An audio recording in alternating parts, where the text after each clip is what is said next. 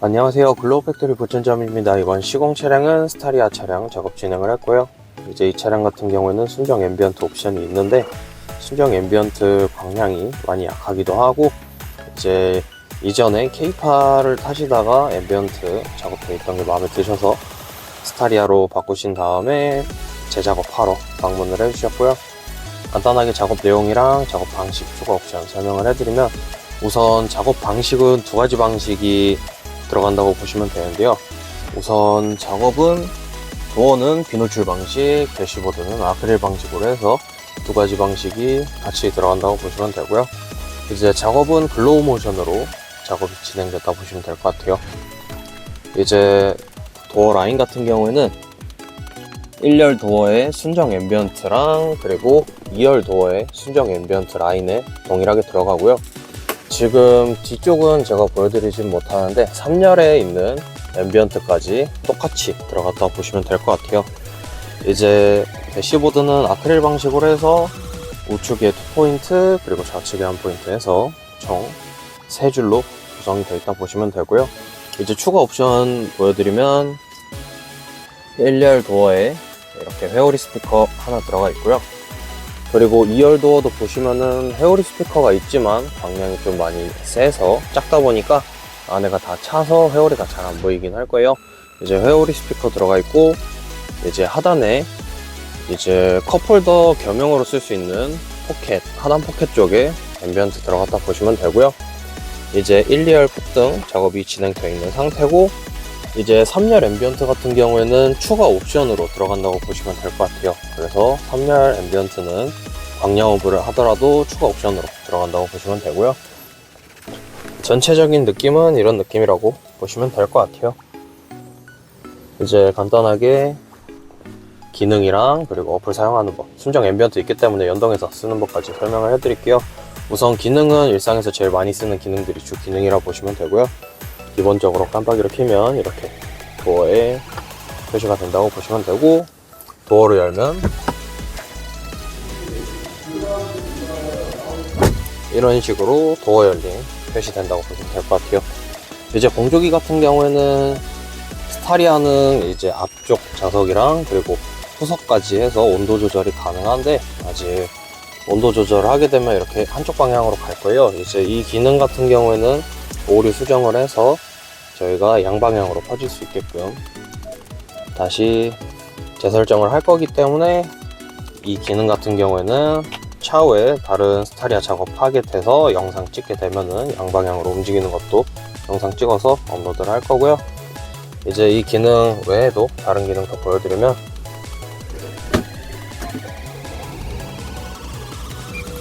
우선 기본적으로 기어 변속을 하면 변속 세레머니 이렇게 들어가 있고요. 그리고 후진 시에는 핸들 돌리는 방향에 따라서 도어에 이렇게 게이지가 왔다 갔다 한다고 보시면 될 것 같아요. 그래서 이 기능도 똑같이 사용 가능하고요. 이제 스포츠 모드로 변경을 하게 되면은, 지금 보시면은 스포츠 모드 변경했을 때 대시보드만 이렇게 하얗게 변할 거예요. 이제 일정 속도 붙으면은 빨간색 게이지 나와서 RPM 게이지 움직인다고 보시면 되고요. 이제 노멀이나 에코 이런 걸로 변경을 하시면 원래 앰비언트로 변경이 된다고 보시면 되고, 이제 차선 이탈이랑 후측방도 저희가 아까 테스트 주행을 하면서 정상 작동하는 것까지 확인을 했어요. 이제 일정 속도가 붙으면은 차선 이탈이랑 후측방 경고에 따라서 좌측 우측으로 앰비언트 반응한다고 보시면 되고요. 그리고 과속 안내 연동까지 동일하게 사용 가능한 거 확인을 했고, 이제 이 차량 같은 경우에는 지금 음성인식 버튼을 눌렀을 때 반응을 하는 게 따로 반응을 하지 않아요, 앰비언트가. 이제 이 기능 같은 경우에는 차후에 저희가 수정을 해서 나올 수 있게끔 업데이트를 할 거기 때문에 다른 영상에서 같이 업로드 하는 걸로 하고, 이제 하나 더 말씀을 해드릴 거는 스텔스 기능이라 해서, 이제 스텔스 모드는 미등을 끈 상태에서 드라이브를 들어가게 되면은, 지금 보시면은 기어 세레머니는 하지만 미등이 완전 꺼져 있는 상태예요. 지금 이런 식으로 앰비언트가 반응을 한다 보시면 돼요. 여기에서 미등을 켜게 되면 이렇게 라이트가 켜지면서 앰비언트가 들어온다고 보시면 되고요. 미등을 끄게 되면은 미등을 켜달라는 신호기 때문에 이 점 참고를 해주시면 좋을 것 같아요. 이제 순정 앰비언트 사용하는 것 좀 보여드릴 건데요.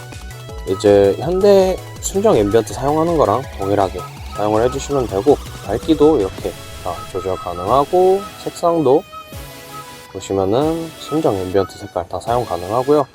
이제 폴라 화이트는 원래 기존 화이트 색깔 사용 가능한데, 기존에는 폴라 화이트랑 아이스 블루에 저희 프로그램이 들어가 있었을 거예요. 근데 이제 이거는 바뀌어가지고 문 화이트로 누르게 되면은 단색 크로스 기능이 나온다고 보시면 되고, 아이스 블루로 누르면은 그라데이션 고정, 그리고 오션 블루로 누르면 그라데이션이 랜덤하게 바뀐다고 보시면 될 것 같아요.